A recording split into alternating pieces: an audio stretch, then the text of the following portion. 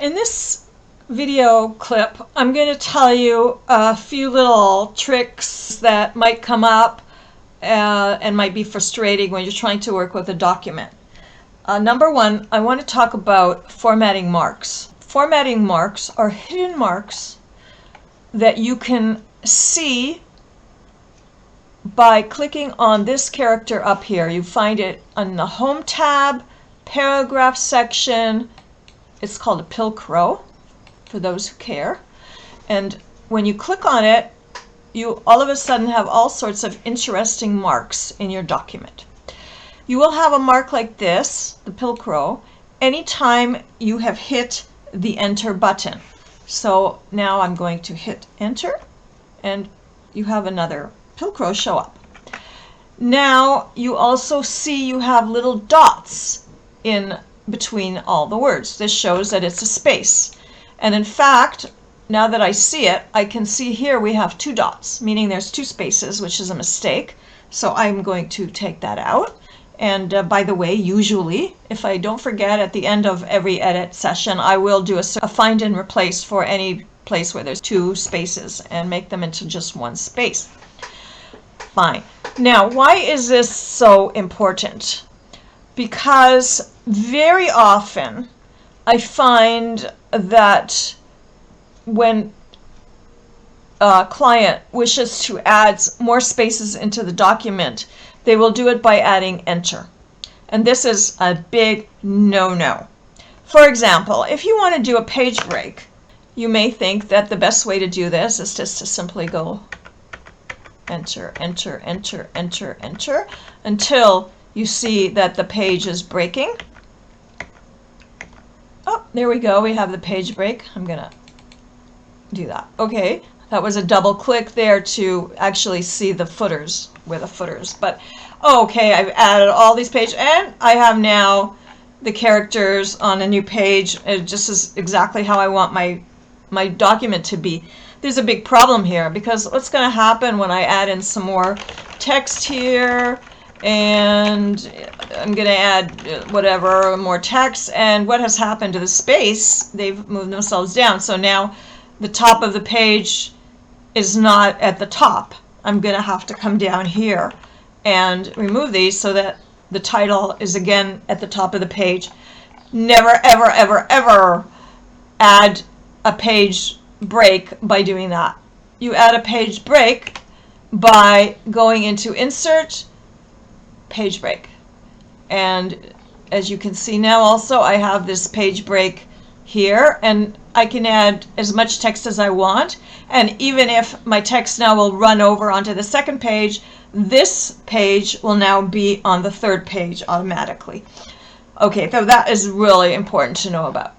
Now, we'll have tables. Let us see what is so important. I'm going to turn this off for a minute. And when you have a table, you can see that my table has nice spacing here.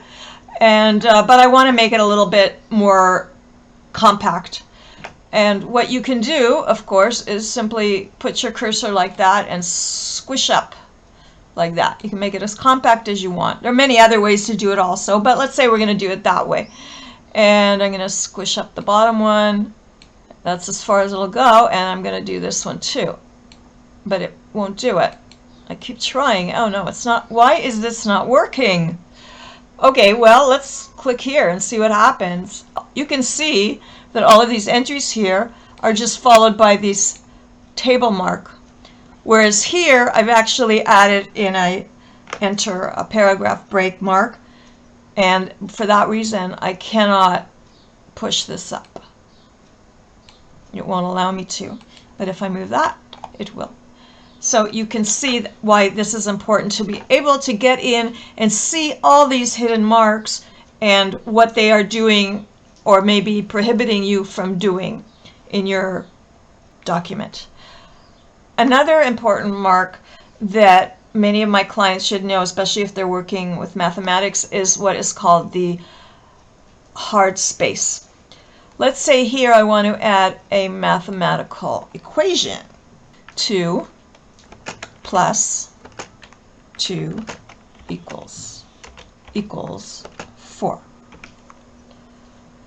Well, it's not really so nice because the 4 has popped over to the next line. Instead, we're going to put hard spaces here. A hard space is made by doing Control-Shift together with the space bar. And you see you have a little circle. And now I'm going to be keeping whatever is before and after that hard space will stay together. Especially here, you see now the equal and the 4 stayed together. And I'm just going to work my way backwards as I make sure the entire expression stays together. And that's a very important thing to see. So now you see there's the hard spaces here. And then I'll put in those hard spaces when I want to be absolutely certain that certain expressions stay together.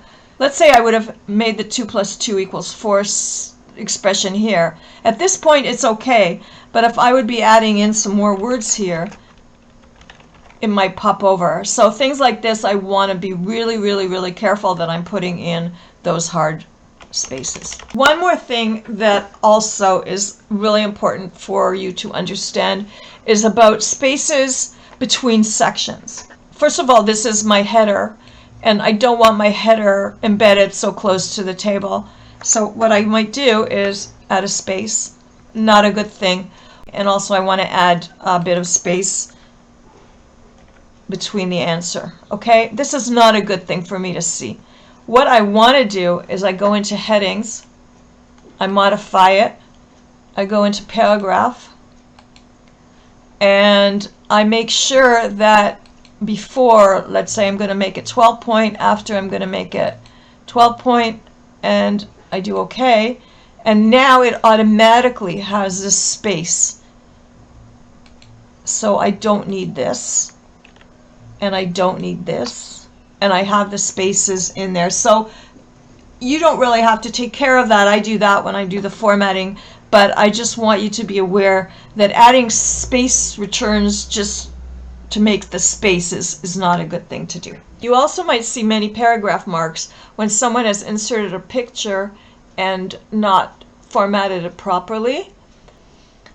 Okay, let's say I'm going to insert this picture here. Now, when you go into the formatting of the pictures, you will see position and wrap text. You want to make sure that it says top and bottom, or you might want it to be square. And when it's square, you can see the text goes around it. But one thing you don't want to do, if I want the picture to be in the middle of text, is not to add these spaces. Okay, so that I'm going to, like I said, you're gonna have to instead format it for top and bottom, and that will make sure that the text is at the top and then the next part of the text will be at the bottom. And now of course I have all these extra paragraph marks which I'm taking out. Oops. Okay, so that's another thing to be aware of. Okay, when you want to actually look at your document, you're going to turn this off because I find it really annoying. Thank you for watching. I hope you've learned a few trivial things that will make life a little easier for both of us.